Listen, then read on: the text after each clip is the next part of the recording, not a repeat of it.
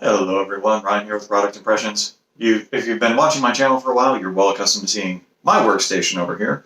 But with all the working from home and everything, we set up a desk for my girlfriend. And she saw me working at my sit-stand workstation and really liked it. Thought that, she might want to try that. I was looking online, and apparently on Amazon they no longer have this. So rather than trying some other random no-name thing, I found an article online that said that a good way to go might actually be trying an adjustable height work table that you might find at the home improvement store, Home Depot, Lowe's, whatever.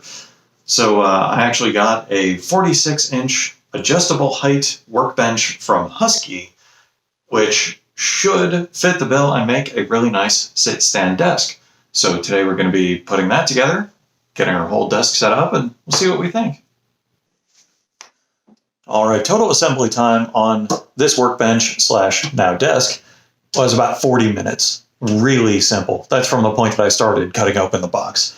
It goes together really easily. There's only 6 parts to it. You've got 2 legs, 2 crossbars, the rail through the middle, the rod that allows it to go up and down. Drawing a blank on what it's called. And the solid wood top. I have it down here because I wanted to compare it to a normal sit-stand desk. This one that I have, I made a video for it, Vivo sit-stand desk. This one is down as low as it will go. And you still have plenty of room to have a keyboard tray underneath it. This one, if you want to actually use the surface, goes down lower. This is as low as this one goes. This one is at a height of 26 inches. Now, you're probably not going to be able to fit a keyboard tray underneath here, but personal preference, whatever you want to do. I should also specify, this is at 26 inches using just the leveling feet that came attached to it. It did also come with casters if you want to be able to roll it around and move it. Putting those on will lift it up by about 3 inches. So another comparison between the two, we've got particle board on the sit-stand desk. This workbench is actually solid wood, so this is definitely nicer. I would say overall, assembly on this was way easier. The screws line up better. All of the materials seem solid, sturdier than they do on this sit-stand desk. When you're cranking the workbench up and down, it does not wobble nearly as much as this sit-stand desk does. So overall, I would say that this is a better deal. Now, it does have this little Husky logo on here. This is just like a plastic thing that's stuck in there. If you want to, you can pry it out. You'll be left with just a couple little holes you could fill in, whatever. We did put a faux leather desk topper on here just to kind of make it go with the decor a little bit better. And also, it's a little bit nicer to write on. So there's that. Assembly on this was real easy. As I said, 6 pieces, all the screws lined up really well. You didn't have to drill into it or anything. When it comes to adding other accessories to it, it might be a little bit more difficult if you want to put, I've got the hangers for wires underneath here and all of that. If you want to put that on here, you can. You're drilling into solid wood. So you'll just need to be aware that there's going to be a little more resistance, but with a power drill, no problem. Now let's go ahead and crank this up.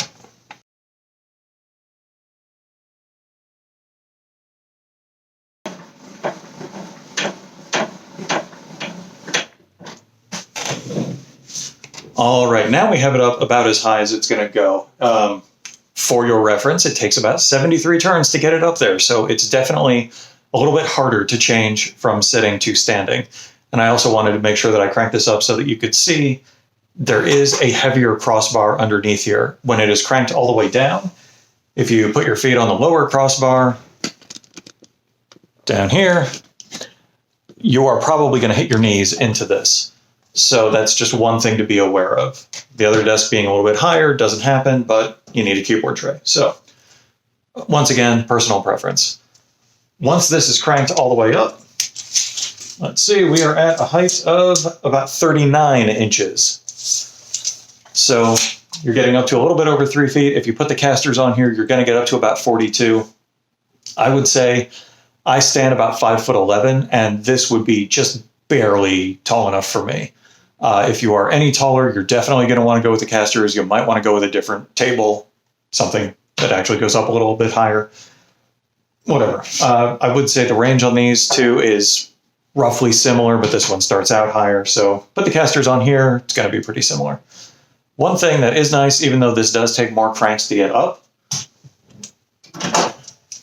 the hand crank actually pops out. It is just a hex wrench on this side and a caster to allow it to spin.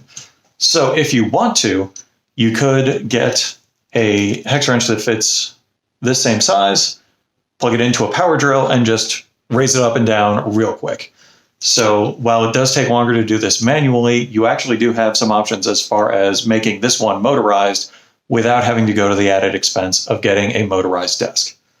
So that's another thing to consider.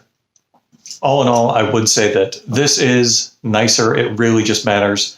Really depends on your ergonomic requirements. If you need, well, I personally like having a keyboard tray. It keeps the top a little bit clearer, so that works for me. This one, that's not as much of an option. You might have to make some little tweaks here and there, but overall, between these two, I might honestly recommend going with this one. You're getting higher quality materials. It goes together more easily. It's more stable. If you want to paint this, you can, whatever. So yeah, all in all, I would probably go with this one. I'm satisfied with this, but for this one being a little bit cheaper and overall higher quality, I would go with the Husky desk. So yeah, hopefully this has been of some help to you. If you like the video, like, share, subscribe, do all that usual whatever that YouTube likes you to do. So yeah, if you have any questions, leave them for me in the chat, and hopefully I'll get around to them. And yeah, we'll see you next time.